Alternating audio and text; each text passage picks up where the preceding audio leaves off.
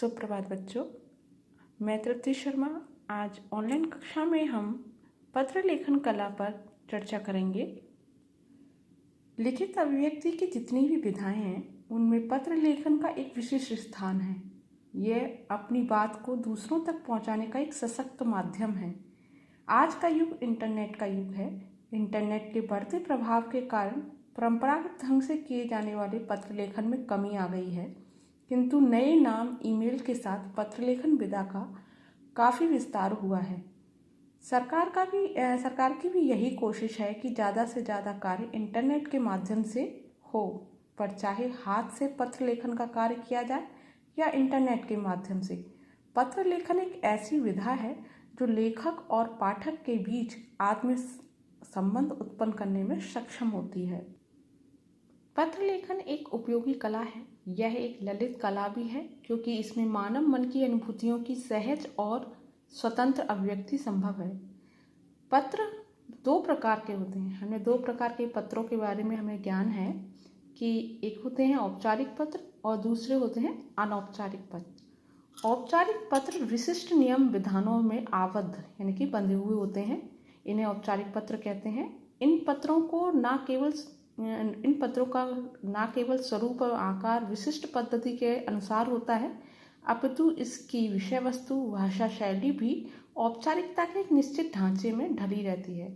सभी प्रकार के सरकारी, अर्ध सरकारी एवं व्यावसायिक पत्र भी इसी वर्ग में आते हैं। अनौपचारिक पत्र, जो पत्र निजी, व्यक्तिगत अथवा पारिवारिक होते हैं, वे अनौपचारिक पत्र कहलाते हैं।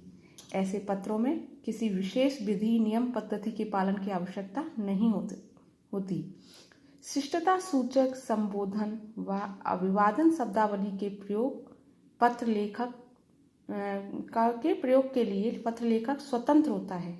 इसके लिए किसी औपचारिकता के निर्वाह का बंधन नहीं है। ऐसे पत्रों की भाषा प्राय पत्र लेखक की अपनी सहज बोलचाल की भाषा होती है। पत्र लेखन के लिए कुछ आवश्यक तत्व हैं। पत्र चाहे किसी भी प्रकार का हो, उसमें स्पष्टता होनी चाहिए, यानी कि उसमें जो भाषा लिखी जा रही है, जो विषय उसमें लिखा जा रहा है, वो स्पष्ट होना चाहिए। सरकारी एवं व्यावसायिक पत्रों में तो स्पष्टता का गुण सर्वोपरि माना जाता है। पत्र में एकान्विति आवश्यक है। एक पत्र में प्राय एक ही विषय, संदर्भ या उद्देश्य की पूर्ति संभव है। प्रेषक प्राप्तकर्ता को जो बात पहुंचाना चाहता है वही मुख्य होनी चाहिए, यानी कि वो पत्र भेजने वाला पत्र प्राप्त करने वाले को जो बात समझाना चाहता है या कहना चाहता है, भेजना चाहता है, वह बात ही उसमें मुख्य होनी चाहिए। पत्र में लिखी हर बात सहज होनी है। स्वाभाविक सरल भाषा का ही उसमें प्रयोग करना चाहिए। उचित और सटीक भाषा का प्रयोग उसमें होना चाहिए। पत्र मौलिकता का गुण से पूर्ण होना चाहिए, अर्थात उसमें एक नयापन, ताजगी होनी चाहिए। उसे मौलिक ढंग से लिखा जाना चाहिए जिससे कि प्राप्तकर्ता को वह प्रभावित कर सके, उसमें उसे समझ में आ सके। पत्र में जो भी बातें लिखी जाए गागर में सागर भरने के समान होनी चाहिए, यानी कि बहुत ज़्यादा लंबे पत्र नहीं लिखने चाहिए, बल्कि उन्हें संक्षिप्त शब्दों में ही आपकी बात पूर्ण रूप से प्राप्त हो जाए, ऐसे शब्दों का ही प्रयोग, वाक्यों का प्रयोग उसमें करना चाहिए। गृह कार्य स्वरूप बच्चों आपको कुछ पत्र दिए जा रहे हैं जिन्हें आपको अपनी उत्तर पुस्तिका में करने हैं।